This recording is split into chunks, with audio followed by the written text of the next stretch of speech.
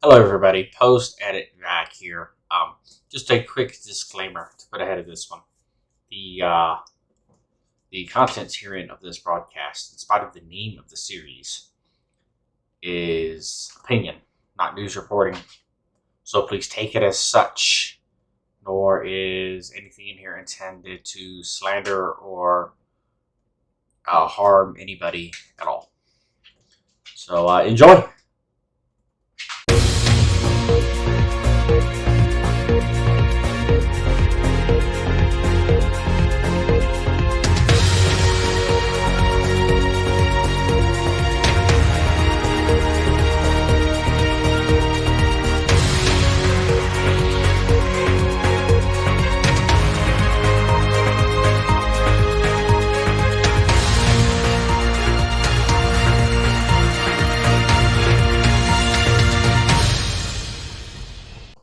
Hello, everybody, and welcome to BBC News on BBC Radio. I'm your host, Mikaelson, and I am joined today by Culture Secretary and Member of Parliament, Richard Stewart. Say hi, Richard.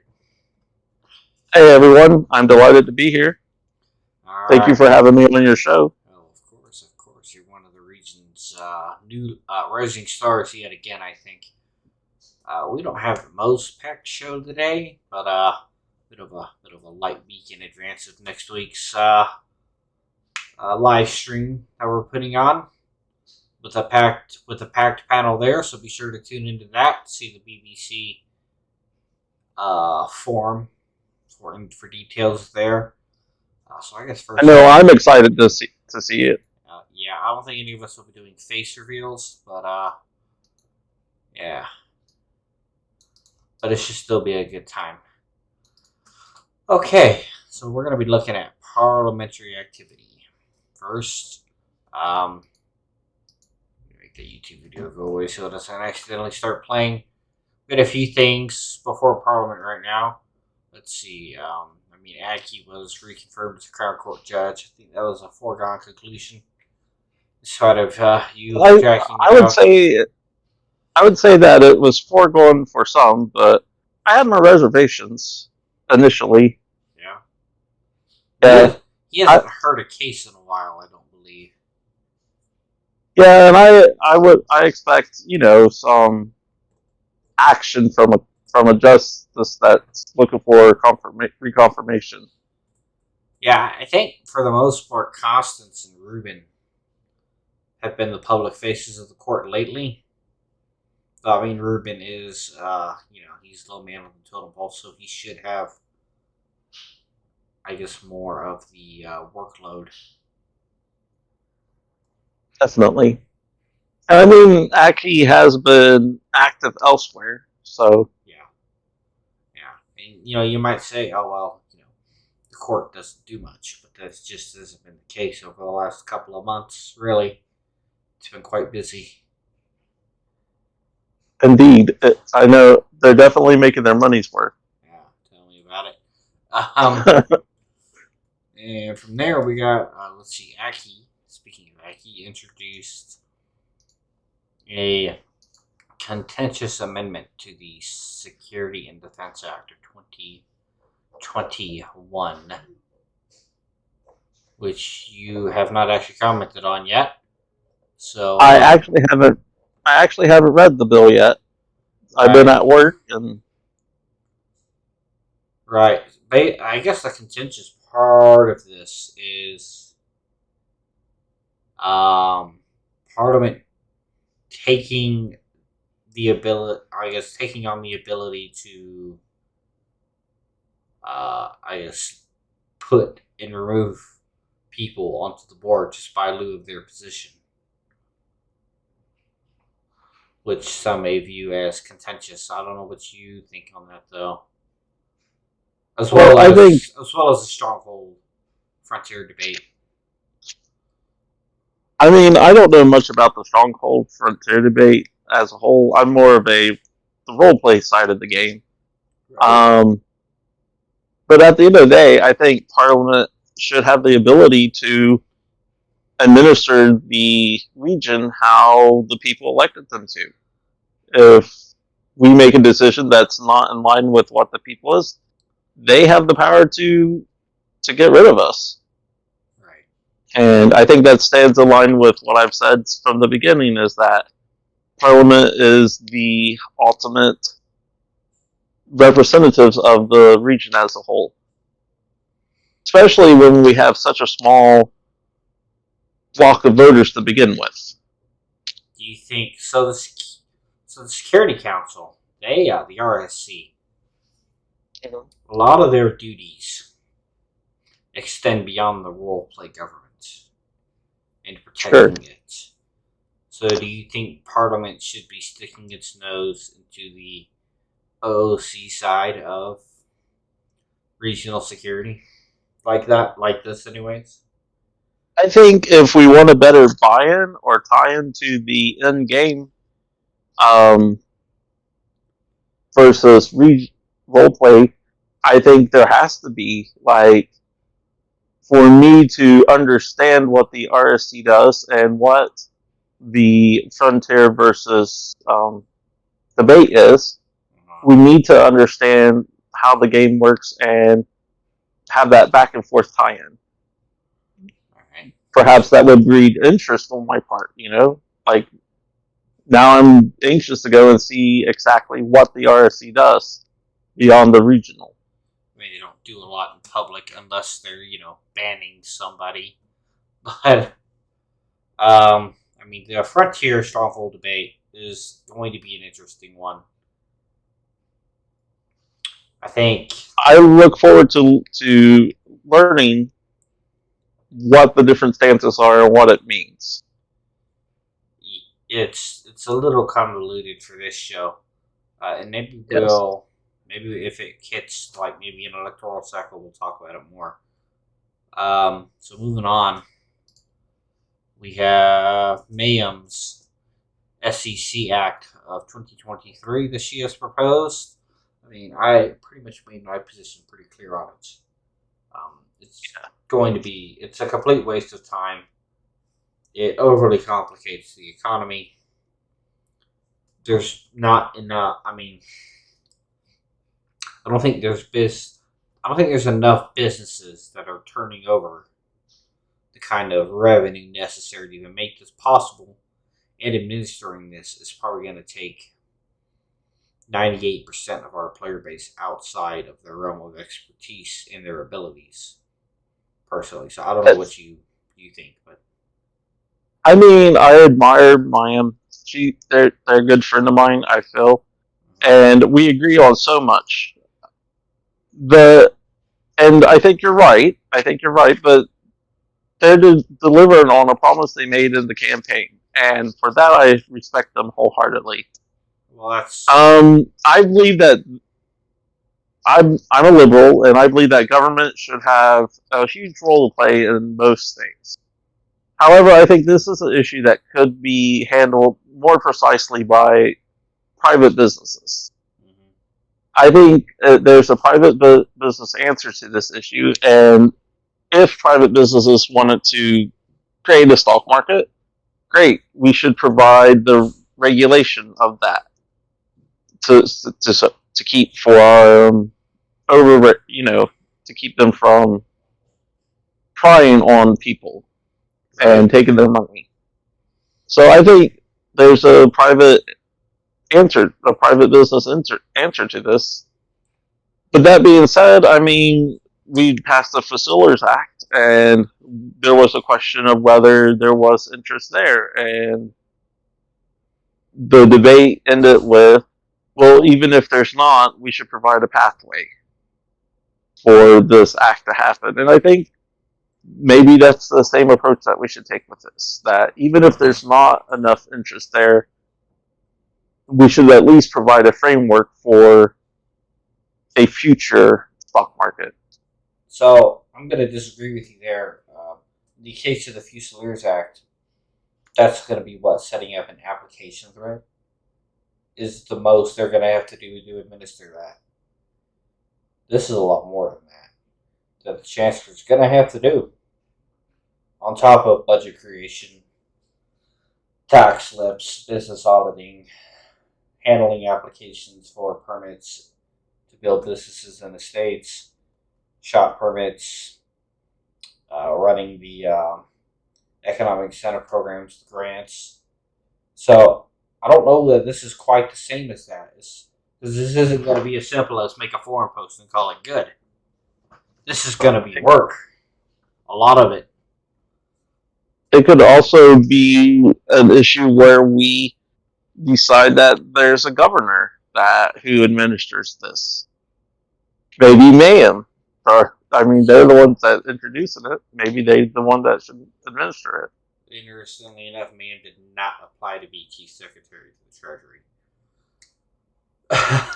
Just putting that out there. Klaus was the only. Well, yeah, Klaus and Lucas were the only applicants. So yeah, but there's just we can't even get enough interest in the economy on a baseline level to even justify this. I don't think there's I don't know 3 businesses that turn over the kind of profit, maybe 4, to even be worth going public, right? So like Orientis Chambers during a heavy court session like now, Everyday Productions, UKRN does decent, and John's business that I can't remember, AJ Assets. Yeah. So and like I said, my initial inclination is that if these private businesses wanted to get together and go public and sell shares, then nothing's stopping them from that. Right. And they can totally institute a board with governors and come up with a charter, etc., that could create a stock market. And I think that if that's something they wanted to do, then more power to them. They don't really even need Parliament to write a law telling them they can do it either. Mm-hmm. The most that we should look into is if they do decide doing this, then is regulation required to keep them figure out a way to keep them honest. Yeah, and figure out a way to tax the revenue from the shares. Correct. That way it isn't just free money. All right. So moving on. Back. TRA Act Amendment 5, written by me and put forth by William. I'm not going to stroke my own ego here, so what do you think? Repeat the act. Treasury Reform Act Amendment 5. Is this the one that would get rid of the posting of threads? Right. I don't see how it's such a big burden for a business to post a new thread or 2 within 60-day period. What if they don't? I think that's reasonable. Right. So take a law firm, for instance. They're not going to constantly need a new thread. They need maybe a description of their services and maybe a sign-up form. Right. That's what they need. Fair enough. Can you think of? So that would be 12 threads a year. Can you think of 12 different threads per year that a law firm? Like AJ Assets, sure, they're a spam post business, basically, from what I can tell. The Comedy Store, same. Everyday Productions, they're kind of like Orientis Chambers. Right? They provide graphic and video services. So they need to advertise those services and maybe have an interest form thread. But I've done business with them before, and a lot of that's even taken care of on Discord. I mean, what you're saying makes sense, but I also think that it has to do with more or less reporting to the public that we're still active, we're still doing what we need to be doing.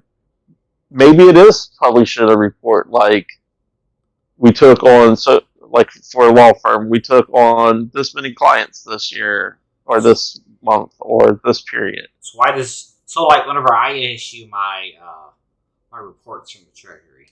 I don't make a new thread every time for that. Right? It's the same thread, one after the other, so it's easy to go back and find and hold me to account if I say something wrong later by Parliament, right? Right. So, are you saying that a business should arbitrarily have to make a new thread each and every time just to keep in line with this requirement? Just because we want the forums to remain to have primacy over Discord? More so that we want an active forum. We want to, because But you can have that with activity posts without. breeds activity. But you can have that with a new post, right? You don't necessarily need a new thread. I mean, we don't start a new spam points thread every 1,000 points, right? It'd be Just interesting. probably would, and it would probably knock a few. Maybe now we will. We probably should. We probably should like every 10,000 points just to get people who aren't around anymore. But that's a different topic. It just doesn't happen, right? People eventually just get knocked to the bottom after they've been gone a while. Or if you're like me, I have like 10 points on there because I just can't keep interest in spam games. But I just don't like if a business like Everyday Productions or the Comedy Store or Ari Answers Chambers, right? If they're still doing good business, right? Like they're maintaining clientele, they're bringing in revenue, they're doing these things. Why is that not good enough? Because we're a activity based forum. Our region stagnates if we don't produce activity. I've seen it, like, that's one of the reasons why I left so many years ago, is that we were stagnant. Like, there was probably maybe one post every 3 days. Right. And I think that it's important that Parliament at least tries to ensure that this doesn't happen. And I think this goes a long way. Right, and we have done that in other ways. Right, like for the last budget, you earned £45 per post in the West End, and now you earn 50. Right, but you don't necessarily, I guess, need a new thread constantly, just constant new threads to maintain activity because a post is a post is a post, to me, anyways. I haven't made a decision, and I don't know if, I mean, to be honest, that I care that much about it because I don't have a business. I keep my estate pretty secure, and I really think that if a business is doing what they're doing, then they probably meet that requirement anyway. Perhaps it's a thing where they pay a fee to waive the requirement. The business sector would have my head on a pike if I introduced a new fee. Let me tell you, there was some hate mail. There was some hate mail over the current fee structure. Like I said, I'm a liberal, and I look for ways to create new revenue, and I think that would be interesting. Yeah, I haven't thought it out. I honestly just came up with it, but it's an interesting idea. An idea that you would like a court fee. Yeah, that is also an interesting idea. I don't think that would have helped us out of our current situation, but also an interesting idea. But I guess moving along to more stuff. Exactly. I lost the comments. There it goes. Okay, the Boreal Fusiliers Act. I mean, that's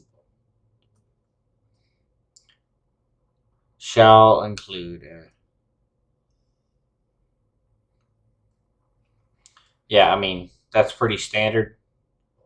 The Lord sent it back pretty heavily changed. I don't think it was even anywhere close to the same act that they had originally introduced. It's not. It wasn't even It's close, right? completely. And Klaus has made a comment that we should just send it back again, the original one.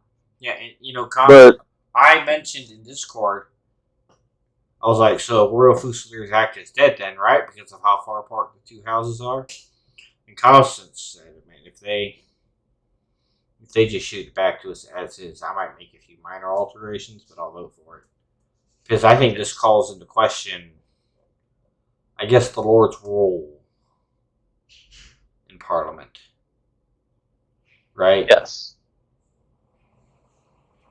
Like, I mean, they were appointed by the king. And so if the Commons is like 6 or 7 eyes on something, who are they to be like, all of that was wrong? Right. And I mean, that's always been, even in real life, the balancing beam in Parliament. Because there's always been this, well, should the Lords be able to rule on budget matters or tax matters? Should the House of Commons be able to override a veto from the House of Lords? Right. And that's a constitutional issue that I think deserves looking at. Yeah, I think this could be potentially an interesting debate to have in the next general election cycle. Probably not there's a potential for a by-election soon, which we'll get to soon. But that's more of a general election issue, because I think that might be a full-term debate. And we're already about halfway done here. Right. And I do believe that at one time the Commons could override the House of Lords. But that's been scrapped. But I think that's been scrapped many years ago. Of course, there was a time when anybody could be was considered in the House of Commons, and the House of Lords was an elected and or an appointed body. Yeah, but I think that went over so great. I think these days, and I looked into it service level, I think the real life House of Lords is fairly limited in what it does these days, right? I know that they can make waves and stall, but I don't think they can actually kill a bill these days. Right, they're not quite as strong as like the real life U.S. Senate. Yeah. I know back in Brexit, there was a constant back and forth between the House of Lords and Commons about how it should be presented. And it does affect the bill because the government wanted a bill to sell through, and so they would make changes to their bills so that it would ultimately get easy consent in the House of Lords. Right. Okay. So I guess moving on to the elephant in the room has been the glaring absence of the member for Nottingham South, Elisha Menzies from Sinn Féin, or however you say it. His LOA ended on the 21st or 22nd, and it is now the 27th. And so it's kind of hard not to notice, right? Right. I mean, think of how much debate and action that has happened since It's been a busy week. Their leave of absence. Yeah, their leave of absence has been up. It's been. And it's Monday in the UK now, right? And so that means he has been gone 3 weeks. It's almost half the term. And I mean, there are legitimate reasons for leave of absences. Right. We get that, which is why we don't just strip citizenship, right? But if you're going to be in the government or in Parliament, I think there should be an upper limit that I think he may have crossed. And I think he may have crossed that limit personally. And I really think that we need to examine our standing orders and maybe create a upper limit that is set in stone. Even if you have a legitimate reason, the government still moves on. Right. and you're more than welcome to come back and run again. And if he did, I'm sure he would win. I mean, but the fellow member is well respected in my book, and I think that we gave them the time that they requested, and that now government needs to move on. And unfortunately, we need that seat filled. I mean, it's basically not right, even though somebody's there. Right. What I really think happened, and I hope this isn't the case, but I think it is. Right, because I checked his account on like Tuesday or Wednesday after his LOA was up, and it said, "Oh, Elijah Menzies was online an hour ago." So I was like, "So did he log in, see they had removed him from the speakership, and just noped out?" Hope that's not the case. That would be very sad, right? Legitimately, not sarcastically. Legitimately sad, because they're a capable member of the region. I think that they have worked hard, and that they are needed in our community. Yeah, they're definitely a positive influence. Yes, and I'm excited to see more from them. But I think it's a sign of a character of how they respond to negative actions. If you just fold your cards and leave, then that's not progress. No. Political setbacks are, they happen.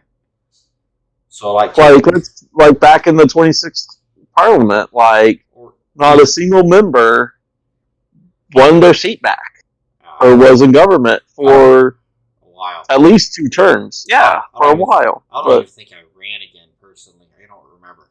But more recently, take Christoph. Before you came back to the region, he was prime minister back in March. But almost immediately after he got elected, he dropped off the face of the earth. So a couple of weeks in, we were like, so may just have to boot him out of the chair because this is not acceptable. Then he came back and saved us the trouble and was like, I'm sorry. I've been in government for 100 years in a row. I just got exhausted and broke. Here's my resignation. And you were like, all right, fair enough. It happens. Yeah. And then, 5 months later, he gets elected again. Correct. And I believe is doing a great job. Yeah. It's been a productive government, for sure.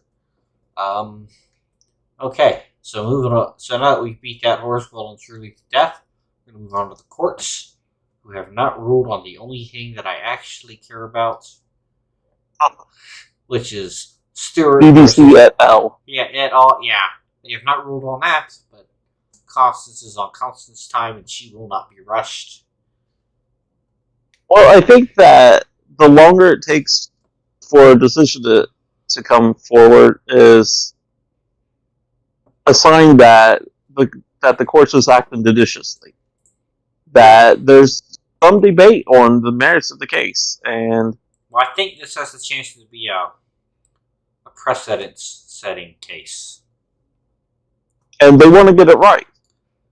Right, because I think this is the first time we're having a law cited as a reason for a civil suit that has no enforcement action attached to it, which is what the BBC Act is, right? It says the BBC will do this, and this, but then there is no civil recourse if it breaks it and harms somebody by doing so. And I think the original intention of that is that Parliament would have had the ability to hold the BBC Director General responsible politically and boot him. But then Parliament, last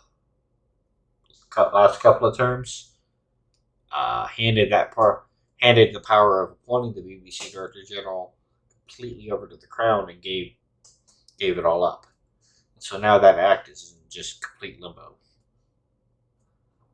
So, without getting into the weeds, I would say that it's a good sign for the region that it's taken forever. I know we're on pins and needles to see what comes out of it.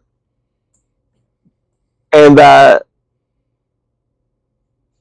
it is something that's needed to be answered. Like, does this act have actionability to keep the BBC Director General accountable to its charter or to its law? I'm not going to comment any further whether that's right or not, because it is a pending court matter, and there still could be ramifications from it. Definitely for me, not for you, and I commented, but okay. And then we have the other one. And I'm going to be very careful. I'm going to be very careful with my words here. I try to keep myself to one lawsuit per business quarter. The Pine Needle Project versus UKAF. He has sued them. At first, I was like, "This is frivolous," it's a little frivolous.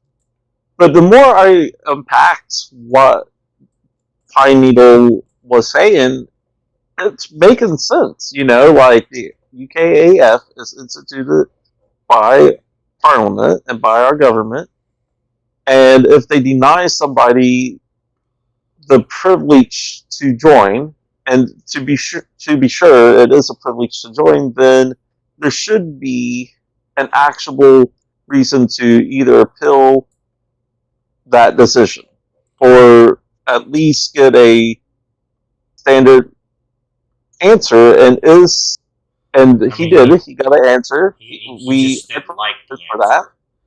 He just didn't like it. Now he's and he's throwing a temper tantrum. And it's fair. I sometimes don't like the answers that I get from my boss or from government officials, etc. But what gets me is the recourse, and what makes Owen and etc. the arbiter to this institution that is instituted by Parliament? Like, are they now a two-panel court system? And I think that's a legitimate question.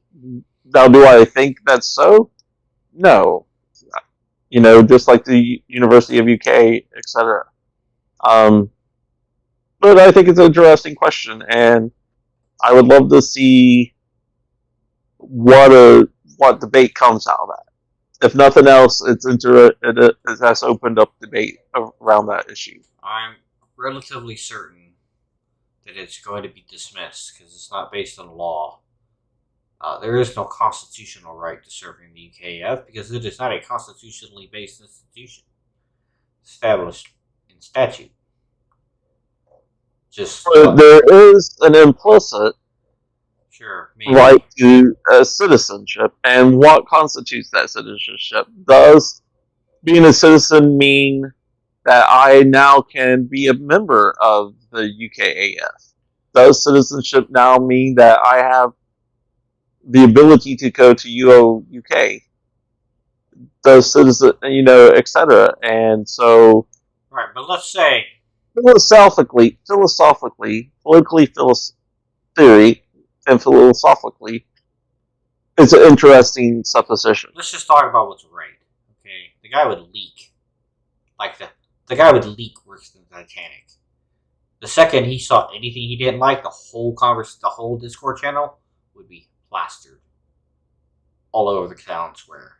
He's done it before. He did it with a court case.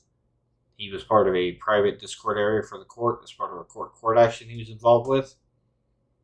And then he just plastered it all over the public Discord. Okay, I understand that. Right. But what makes, legally speaking, what makes Owen and I can't think of JTS. JJST, John Spencer, because they're in charge of it. It's a military. It's not a democracy. I'm 30 years old and I'm 5'9", I weigh 280 pounds. If I go off and apply for the U.S. Marine Corps, they're going to tell me to get out because I'm not fit for duty. Correct. And if I go But running to the local county court, they're going to tell me to get out too. But if you go to the federal court, they might tell me to get out too. They may tell you to get out, but they also may say, well, were they following statute? Where was because the U.S. military is instituted through Congress. It has a civilian leadership. Right. And there are laws passed that say this is required of the people that are serving in the military. Was that followed? And do you have recourse against that military?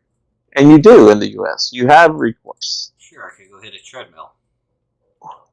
Exactly. Or take them to federal court. See where that takes you. It may not take you far, but it's still there, and Pine Needle has a right to take Ed L to court if they see fit. And I think that they have a compelling theoretical argument. Everybody has a right to sue anybody. That's the great thing about Western society. It's a very American thing that is leaked into NSUK. You can sue anybody for literally anything. That's true.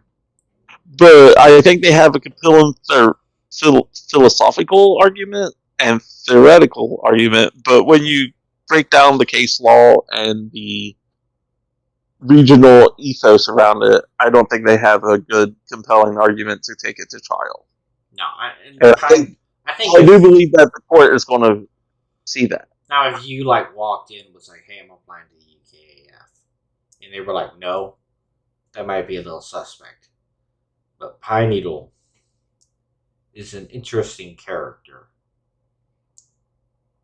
right? To say the least. But I mean, most people would just give up, and he hasn't given up, and I kind of respect that. I kind of respect that. He posted in Discord saying this was retaliation for running for public office, which is ridiculous. Absolutely, which is right. I mean, it's ridiculous. I've seen worse in UK and nation states. Yeah, but you're not seeing it right here. So I mean, we're talking about KGB and Don. Right, but we're not talking about that here, right? I mean, we're talking about that was a different culture. We're talking about the UK, and like I said, I think the court is ultimately going to dismiss the case, or if they do hear it, it's going to be determined that there is no constitutional right to serve in the military, and that the military is kind of an independent body. I think it's all the other stuff, like an arbiter to appeal, should come from Parliament. It should not come from the court. And if that's what we want, that's fine. But I don't know that getting that through the court system is the way to go. I also don't know why he went in and filed this application and then subsequently asked for the court to appoint counsel for him. That made no sense. I can't be in somebody's mind. So I do stuff all the time that I'm like, shoot, I should have had a backup plan on what I should have done. Yeah. That's pretty much my whole entire job in real life is I manage a thrift store, and I'm like, I put somebody on the cash register, and I'm like, well, that wasn't a good plan. Was it a good plan? They call off every 3 days. Exactly. Oh, they're not here. So, I mean, at the time that he filed the appeal, maybe he didn't think it all the way through. At the end of the day, that's not the court's. The court could care less about that. No, he asked for counsel, and they said no, which is in line with case law. Yeah. I wish that somebody would take counsel up for him, but he'd probably just ignore their advice anyway. Probably. So one of the things, I mentioned this in Discord, right? So, when Lucas, Stewart, and Silver filed the case against me, I promptly started to shut up in Discord about the matter and on the forum, right? And then I hired an attorney. best 900 pounds I've spent in this region. So, you know, it's just. And I mean, he has a political hero in real life, and he is following that. He's following that model, and we all roleplay somebody in this game, right? Right. We'll see where that takes him. For a while, my NS avatar was John Burko. So, you know, and I did slip in a few orders when I was Speaker of the House of Commons in KGB. Well, I mean, you have to. I mean, if I was Speaker too, I would probably do that too. Especially if your profile picture is John Burko. Especially. Yes. Alright. But my profile picture rarely changes. It's been the same on Discord for as long as I can remember, so. Right. Alright, so talking about the Home Office now. Yes, it's been mentioned a few times. Kind of seems like maybe they've fallen behind. I don't know what you think. What do you think? We're both in government here, but generally speaking, my interaction with the Home Office is limited. But we have came up with this plan for the reinstating the buddy system. Mm-hmm. And I think it's important so that people get a better understanding of where to go to. It's one thing for them to say, oh, well, then your first step should be to watch Parliament. Well, they don't know where Parliament is. They don't understand maybe Westminster is Parliament. Right. Yeah, or they can post in the Bill Derhart gallery, but they can't post in the House of Commons, Please don't post in the House of Commons. Please don't. But, I mean, so I think it's important to have some kind of point person for this. And there was some discussion of whether it should be a buddy system or just like a welcome person that does it all. Mm-hmm. That just like when somebody first becomes a citizen, be like, "Hey, I'm Richard. Welcome to the United Kingdom. Here are some things that we do. Do you have any questions? Is there anything we can help you find or do?" But then then it was settled on a buddy system like the old days. What do you think about the newcomer badge system we have? I don't know if you've seen it.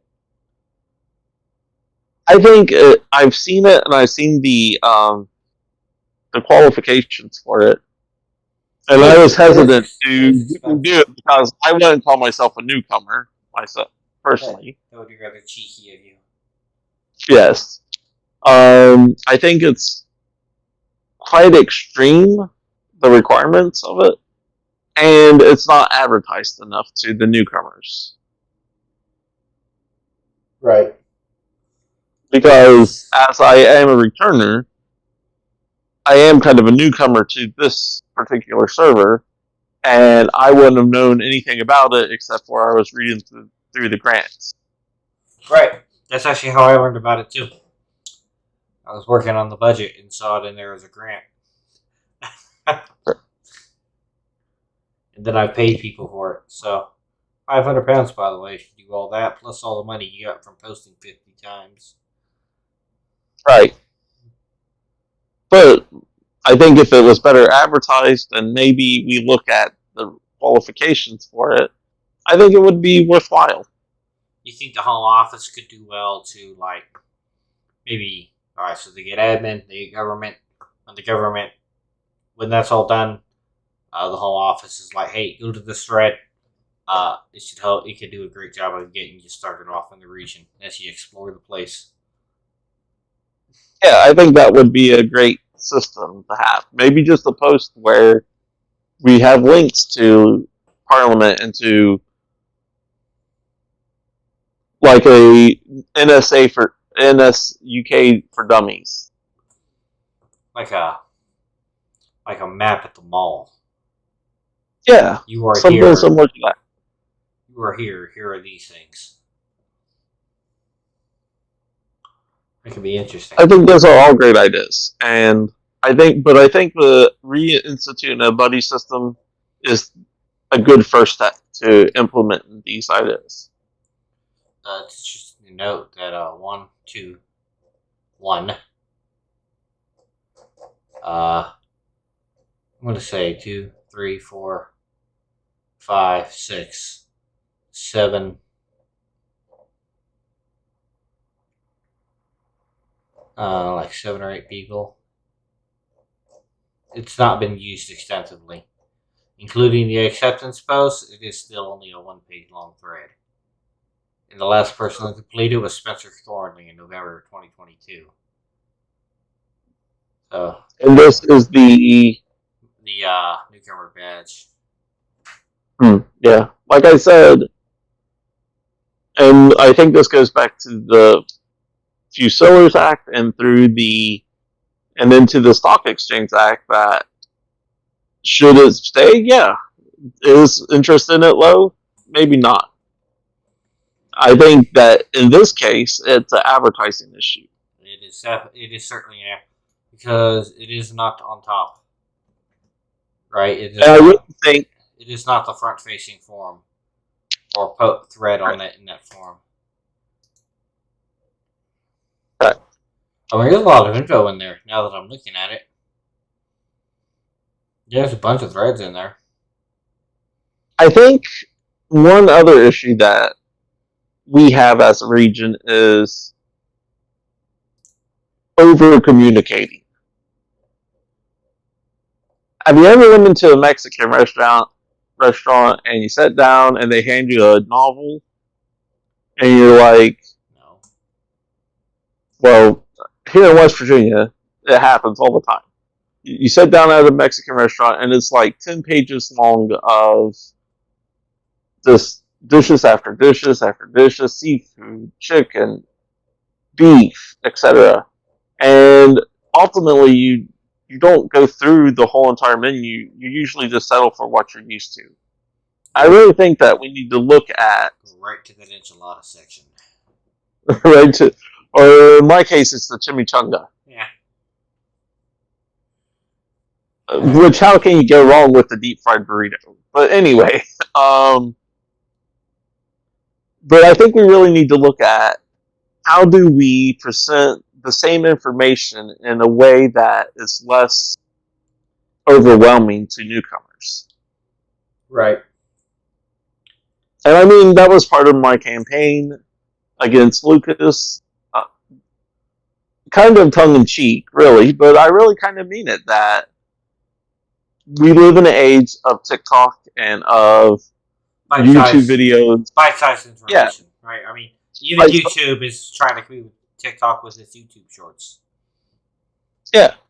And I mean, I had this discussion with Ulrich the other day where he was like, TikTok, that's for people who don't want a whole lot of information. It's a dance thing. But it has become more than that.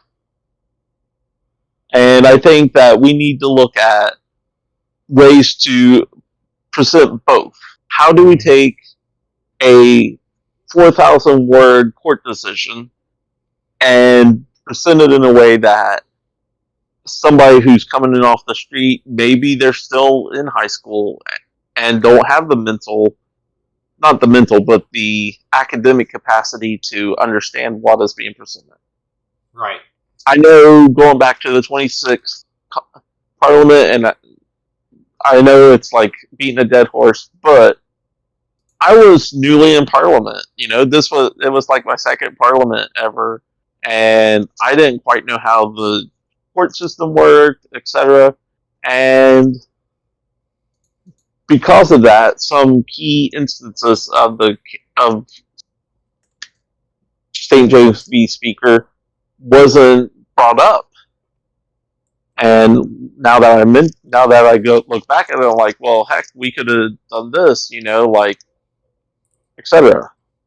That being said, the grand bargain happened. Everybody kind of accepted that as the norms, and for that, we're a better region for that. It was either that or the region went up in flames, so it's not much of a choice.